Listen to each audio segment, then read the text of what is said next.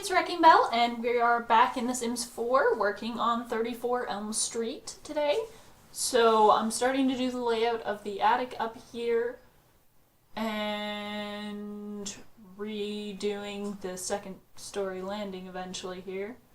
But first, apparently, we're doing the outside and changing flooring. Lots and lots of flooring.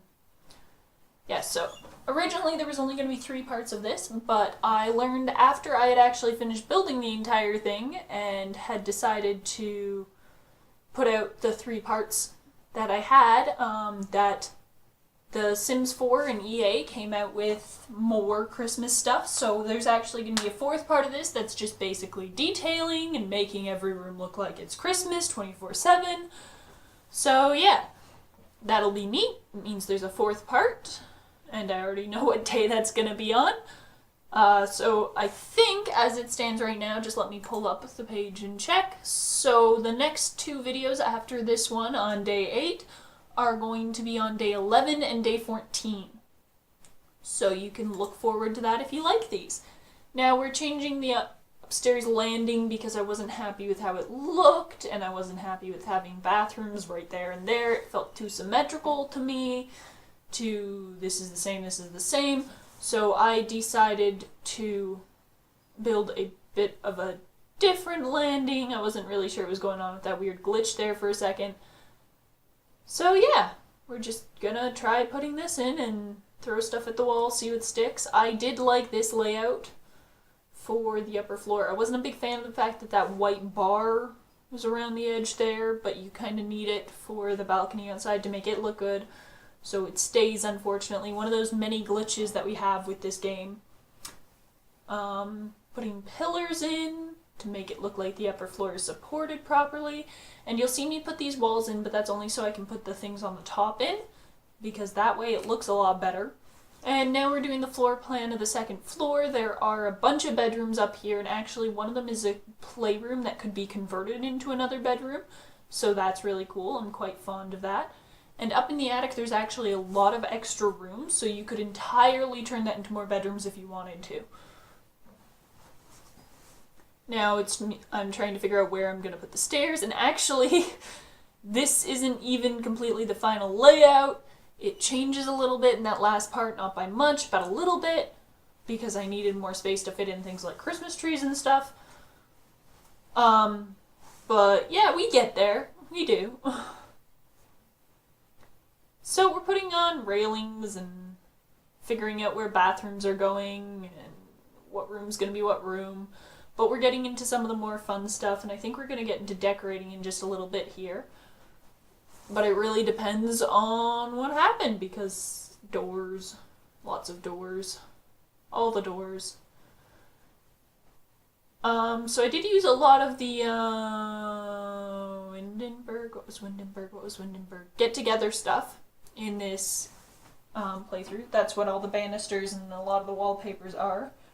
I used a lot of the spooky stuff, and I used a lot of the free holiday pack stuff, and I think both spooky stuff and holiday are free. So that's pretty cool. I did this before the new expansion pack came out, so there's none of the vintage glamour stuff in here, unfortunately, because it's really pretty looking, and I really want to play with it, but I, unfortunately, do not have it yet, and I'm realizing I'm saying unfortunately a lot. So those arches are going to move when I realize that there isn't a bathroom on the 1st floor and decide to put one in. Just doing flooring, and putting banisters around things, not because Sims can actually fall down them. And here's where I take out the 2nd tower, because I realized there was no way to get rid of those roof parts, unfortunately. So I decided to take it out. I mean, I could have left in the roof, but I didn't really want to, because it looked kind of strange without anything underneath it. And I had to take out a chunk of the roof just to make everything line back up, and I change it back so it all matches again. And it looks good. I'm happy with it. That's what the final roof looks like. I mean, I'm not completely happy with it, but it's better than other things that could have happened. Here's the layout of the attic. Just a bunch of rooms. I don't even think I put lights up here. I just kind of filled them with stuff, so it looks like an overfilled attic. So if you want to use it, you're going to have to go through and delete all of that. And now we're getting into wallpaper. Now originally this entire area was going to be the master suite, but I do change that and divide it into 2 rooms. So there's actually a little sitting room here that has a Christmas tree and the big like tower windows. That looks really pretty. Using some of the wallpaper from City Living here, just to give it a slightly more rundown feel, because it came with all of those like slightly more rundown wallpapers and everything, and I'm really happy with those. They're actually really cool looking. But we're just doing wallpaper right now, and wallpaper and more wallpaper. Now I'm trying to figure out where bathrooms are gonna go, and actually the one turns into a bathroom, and the other one is a closet for the master bedroom, which is on that first floor there. And more wallpaper. So you saw there's a pink bedroom, a blue bedroom, and a brown bedroom up here. And they're all actually really, really cool. I like how they were decorated. They're not the most detailed rooms I've ever done, but it's really hard to do everything in very fine detail in a house this large, and the amount I did was already huge. Like, there's little things everywhere. I put presents in almost every room. I make sure to decorate for Christmas in almost every room. It's kind of ridiculous when you see it. I think I went a little bit overboard, but I had a lot of fun doing it, so who can complain, really? Now we're doing lighting, which is cool. I like lighting. Lighting is fun. It does stay this orangey color. I didn't have a sim in this house, so I couldn't change the lighting color. I do tend to like the more pale white color than this orangey color that comes with a lot of the lights. So I feel like this house would look a lot better that way, but it's really up to you. Some people like the orangey glow of the lights. I'm not one of those people. This room actually manages to stay fairly dark. At the end of it all, there's only that one chandelier in it, because I felt with the windows there, it's already big and bright enough. So yeah. Trying to figure out how to light the front hall. This room does end up being very, very dark, just because we don't have any giant chandeliers that can hang down into that foyer area. I wish we did. I would love to have some huge, huge chandeliers like came in The Sims 2, I think was the last time we really had them. But the dynamic lighting in this game would make them a whole lot more useful. It really would. I think there are some very industrial looking ones in this game, but none that I would put in a sort of Victorian manor style house.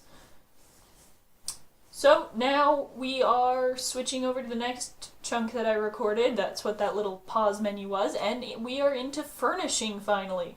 Yay, the furnishing in this house. I do my best to make it look all old school while still having all the amenities there. So we put in a lot of cabinets, like a lot of cabinets. I realized the windows were too high up, so I moved all of them down. But I do put in things like a microwave. I think there's a coffee pot, there's an alarm, a hood stove, a dishwasher. Just the little amenities that really needed to be there. Now we're onto the dining room, and a lot of this is going to change in that last part of this video to look more Christmassy, because some of the things we got were, we got a Christmas fireplace, we got a table. It is fantastic. I'm so happy with the new stuff that came out for Christmas this year. It's really great. I'm putting in lots of cobwebs, just making it look a little more run down, and the only cobwebs we had are these kind of fake looking spooky stuff cobwebs, but I like to think they're real ones, just really big, and I actually end up putting that like little spider decoration in some places just to make it look a little more realistic, so you'll be like wandering around this house and suddenly there's a giant spider crawling down the wall or sitting on one of the spider webs. Now here's a taste of what I did to the rest of the house. So you're going to start to kind of see what the entire house looks like here. This isn't this room's finished deal at all, because once I realized that new pack came out, I'd go nuts with the Christmas decorations. It looks so good. I'm so happy with it, but while I didn't put a Christmas tree in there in this part, in that fourth part, there will in fact be a Christmas tree in that room. There ends up being a Christmas tree in this room. I think in total there are like 8 Christmas trees in this house, which is a lot. There's a lot of Christmas trees in this house. That big great room ends up getting decorated for Christmas too. So anyway, Anyway, that's all for this part, so thanks so much for watching, guys, and have a great day.